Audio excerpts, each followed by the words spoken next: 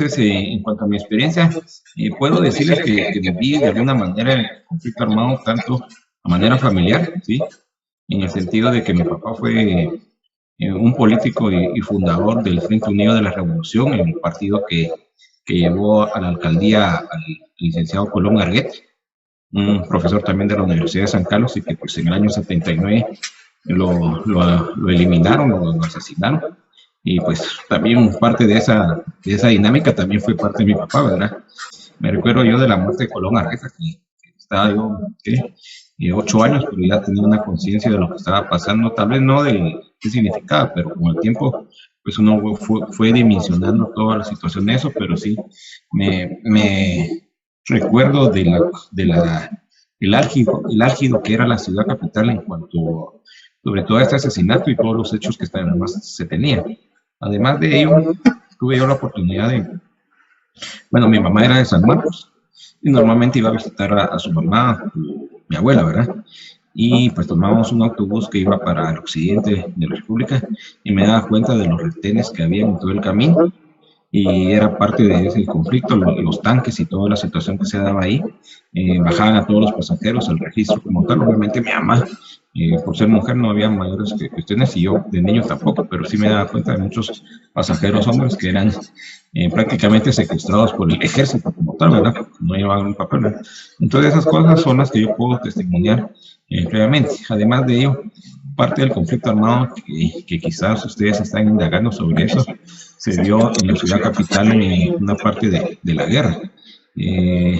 Para esto ustedes pueden tener al autor Mario Payeras, que tiene un librito que se llama El trueno en la ciudad, que fue la guerra que se libró aquí en la ciudad capital. Y sobre eso era muy común en los años 80, pues atentados tanto de la guerrilla contra el ejército, pero también de los llamados reductos guerrilleros. De hecho, aquí cerca de mi casa encontraron uno y fue todo un despliegue militar que se dio, y solo para hacer un balance, ¿verdad? Que eran como 5 guerrilleros frente a más de 1.000 soldados y policías, ¿verdad? Destaque, incluyendo pues helicópteros y aviones que rondearon por aquí cerca de mi casa. Entonces, todos esos hechos, sin mayor entendimiento, pero sí algo nos decía de la cultura del miedo, porque al final andar en la calle bajo esas situaciones siempre daba miedo. Ver un soldado era temor, cuestiones. Entonces, todo eso de los años 80, incluyendo pues que también mi familia fue perseguida. Me recuerdo yo un incidente en que tuvimos que salir de la casa en horas de la noche pues yo no lo entendía, sino que pues, uno como niño lo miraba así que alegre, ¿verdad? Pero ahora con los años uno se da cuenta del papel que jugaba, en este caso mi papá, que era también profesor universitario de la Facultad de Derecho, ¿no? Entonces, y más del partido que pertenecía, ¿verdad? Toda la cúpula fue de eso. Entonces, básicamente el testimonio que yo les puedo dar a mi edad de 52 años es que viví sobre todo el conflicto armado dentro de la ciudad, dándome cuenta de las operaciones que se hacían, porque aquí hubieron enfrentamientos en la ciudad, básicamente porque también era un frente, ¿no?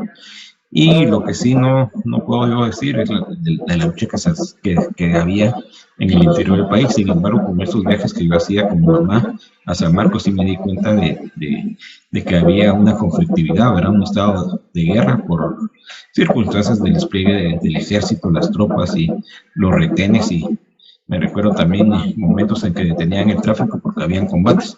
Claro, uno de niño no lo entendía, pero sí me daba cuenta que pasaba algo que podría darse en ese sentido. Entonces, mi testimonio va en esa línea. Ya cuando entro a la Escuela de Ciencia Política, de la cual ustedes también son estudiantes, en el año 90, todavía se percibía un año anterior la desaparición de un grupo del secretariado de la Asociación de Estudiantes Universitarios, y que pues muchos de ellos eran parte de la escuela. Complejo, también tuve la oportunidad de vivir la firma de los acuerdos de paz, que fue la negociación que llegó en el año 96 al cese del fuego. Sin embargo, hay que decir que se dio el cese al fuego, pero las causas y circunstancias que llevaron al conflicto no se resolvieron como tal. Al final, los acuerdos de paz son una serie de principios que marcan la pauta para establecer un camino a seguir. Obviamente que ese camino no se siguió, y por lo cual nos explicamos lo que hoy actualmente vivimos en ello. También tuve la oportunidad de vivir, que fueron los golpes de Estado encabezados por Ríos Montt, ¿sí?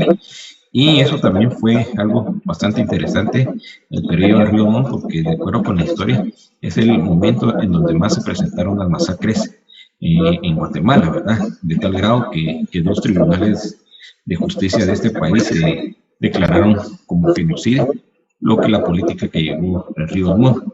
Y eso en aquel entonces no era conveniente, entonces eran ustedes perseguidos por estas fuerzas y los que estaban más comprometidos eran una vez desaparecidos y asesinados, ¿verdad?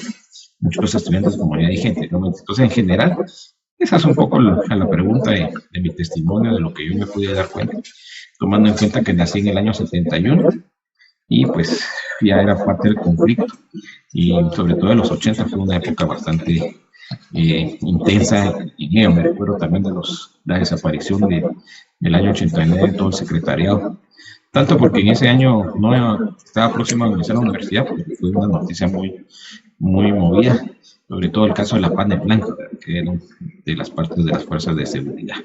Okay, muchas gracias, licenciado, por compartirnos su experiencia y todos los recuerdos que tiene. Realmente es interesante ver las conexiones tan cercanas que tuvo respecto a este conflicto y cómo llegó a afectarle directa o indirectamente tanto a usted como a las personas que eran cercanas, ¿no? Y cómo la mente de un niño puede llegar a darse cuenta de todo lo que estaba sucediendo en ese entonces, ¿verdad?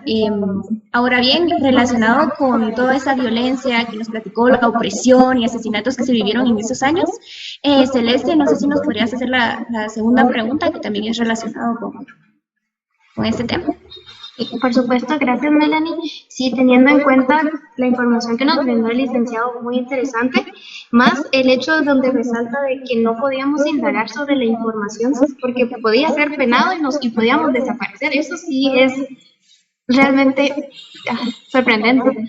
Pero bueno, la siguiente pregunta quisiera saber, según su criterio, ¿cuáles fueron las causas que dieron origen al conflicto armado interno en Guatemala?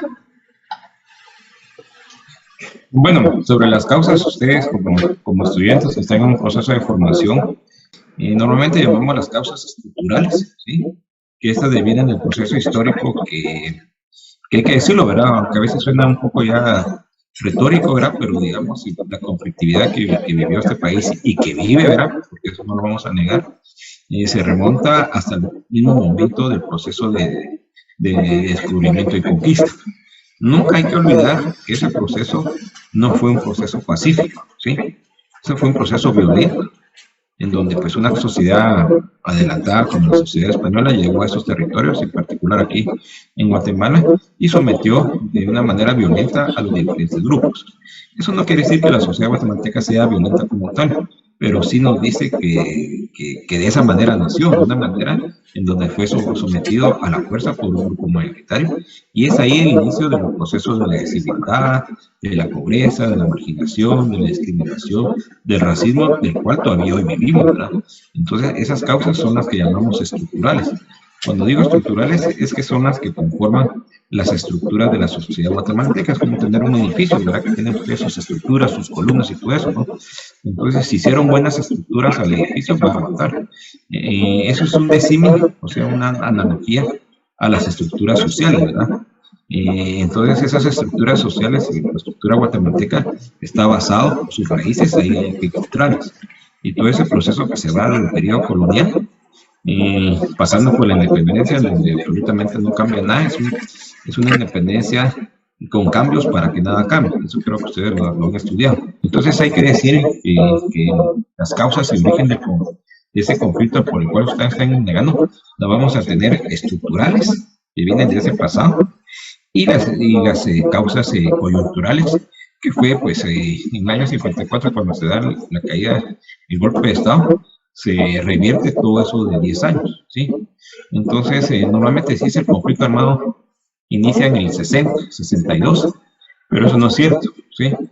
Los balazos, es decir, que alguien toma las armas y empieza a pelear contra el ejército, efectivamente es en el 60, con el levantamiento que se da en noviembre, pero las causas inmediatas se vienen como consecuencia de la caída de armas, ¿sí? Y parte del ejército no está de acuerdo con eso, y son 6 años después, 7, ahí ustedes investigarán, en donde un grupo pues, de oficiales jóvenes, ¿sí? Se rebelan contra el gobierno de aquel entonces, creo que era Dígoras Fuentes, en relación a que, por muchos motivos, pero básicamente yo lo que decía era que en esa época, en los años 60, había un contingente de un ejército mercenario, un ejército que no era el ejército guatemalteco, sino que era un contingente de mercenarios que se preparaban para dar un golpe de Estado en Cuba en el año 60. Hay que recordar que en el año 59 se da una revolución en Cuba como la nuestra. Entonces empiezan a tomar medidas nacionalistas, medidas modernizadoras. Y lo que sucede en Cuba es que empiezan a nacionalizar las empresas americanas, de reforma agraria, y obviamente se choca con los intereses de Estados Unidos y de los grupos fuertes en ello. Y entonces ahí es donde se empieza a dar un movimiento en contra de un golpe de Estado, pero es en Guatemala donde esas tropas de Cuba se preparan para dar el golpe de Estado, que finalmente lo dan, pero no logra hacerse, ¿verdad? En síntesis, nos encontramos que hay causas estructurales, que ya mencioné, que es el peso de la historia y de la desigualdad en el reparto de acá, la discriminación, el racismo y todos esos elementos que generan pobreza en este país, y las causas coyunturales que dieron en esa época, como ya les mencioné. A día de hoy, esas causas que menciono de una manera muy general no se han resuelto. Por eso es que cuando uno lo estudia, analiza y dice, este país no va para adelante, esto va como que 2 pasos para adelante y 4 para atrás, ¿no?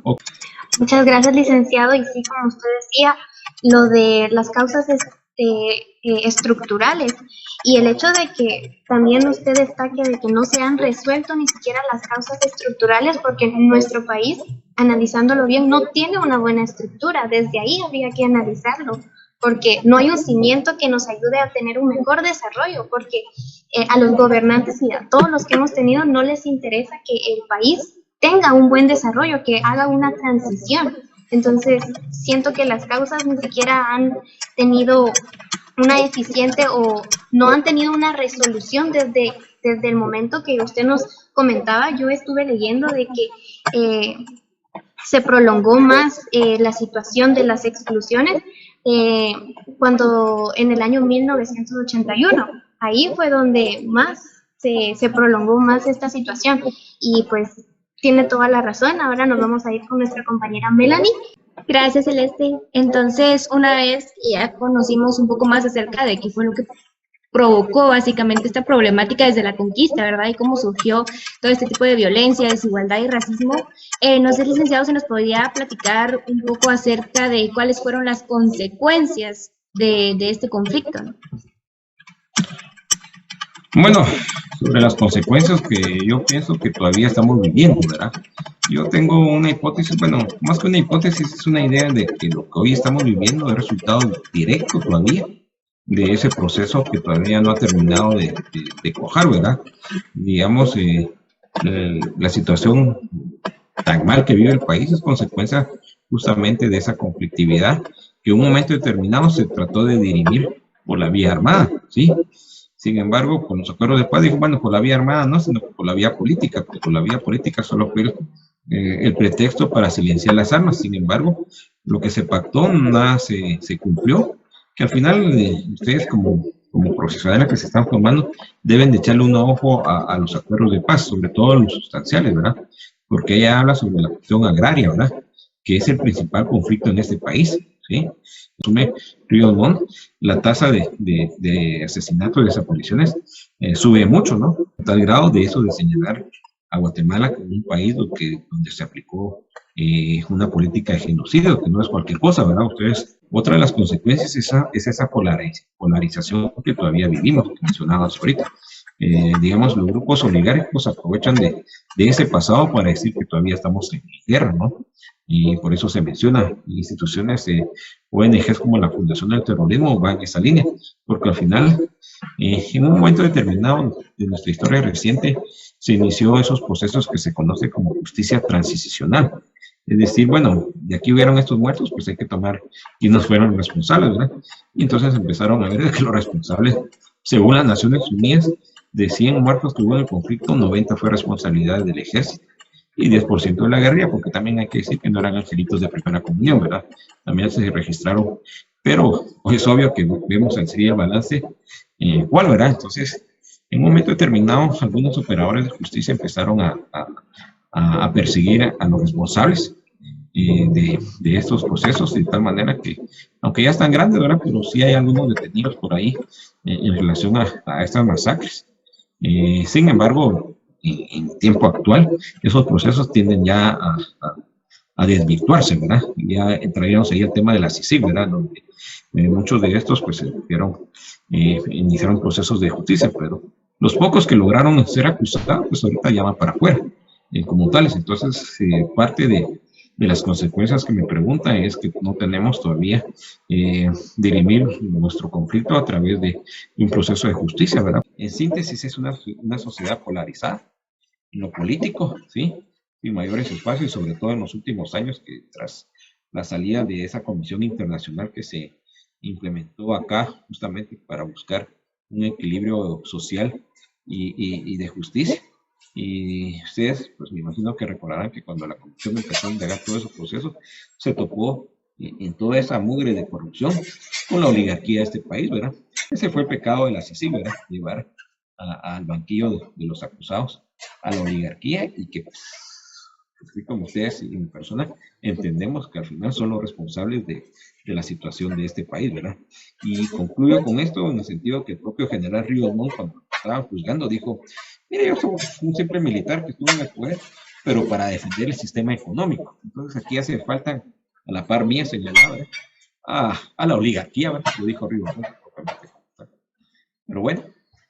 Gracias, licenciado. Realmente da un poco de tristeza e impotencia, ¿verdad? Ver cómo es que disfrazaban todas estas atrocidades que hacían y ver que hemos hecho historia de una mala manera, ¿verdad? Al igual que el hacer conciencia de todas las consecuencias que seguimos padeciendo, ¿verdad? Tanto sociales como políticas y económicas, de un conflicto que duró 36 años y se llevó por delante los derechos humanos, vidas humanas y pues todos los valores, ¿verdad? Celeste, no sé si quisieras agregar algo más. Sí, agregando a lo que el licenciado hablaba, yo analizando pienso que vivimos o sea, tenemos un sistema y vivimos en una sociedad que está fracturada, como lo que hemos estado analizando en análisis de la política internacional, que las guerras de línea de fractura es lo que son, o sea, es una guerra que se da dentro de un estado donde la acción y la reacción de los diferentes actores va a generar una fractura, y es una fractura de que va a seguir a lo largo de los años y que no va a tener una resolución rápida. Simplemente va a estar llena de procesos de expansión, de fases que suben y bajan, que se reactivan, pero nunca va a haber una resolución, lo cual es muy triste, como tú mencionaste. Entonces, aquí nosotros cerramos nuestro segmento de preguntas y solo queda decir que muchas gracias, licenciado, por la información. Siento que nos va a servir demasiado a la hora de hacer nuestro análisis y poder analizar las diferentes perspectivas que tenemos. Entonces, agradezco mucho su tiempo, siempre es grato tenerlo presente porque usted nos dio historia de Guatemala y conocemos muy bien cómo es su metodología y es muy interesante escucharlo hablar. Entonces, muchas gracias. Le dejo la palabra a usted. Bueno, como buen profesor siempre le recomiendo seguir informándose y sobre todo leyendo. Ustedes tienen que leer mucho. Recomiendo para este tema que ustedes están indagando 2 obras fundamentales. Una del profesor Héctor Rosá, que fue profesor de nuestra escuela, solo que a nivel de maestría. Yo lo tuve ahí en el programa de maestría en análisis estratégico y seguridad, cuya obra se llama Soldados al Poder, ¿sí? Esa es un poco para explicar también de las consecuencias que ustedes están indagando.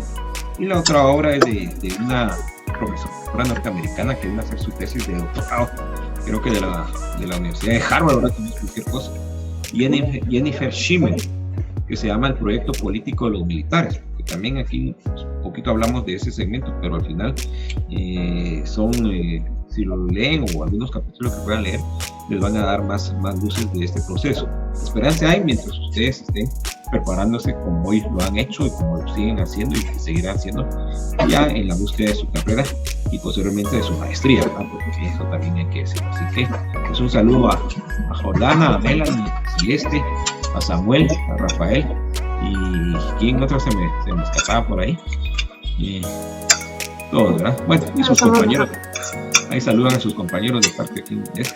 Y ojalá nos miremos en el próximo semestre o el próximo año, ¿verdad? En ese sentido. ¿Sí? Buenas noches.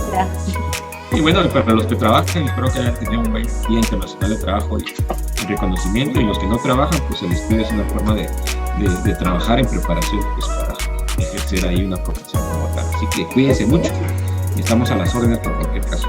Muchas gracias, licenciado. Gracias, licenciado. Feliz noche. Buenas noches. Muchas gracias.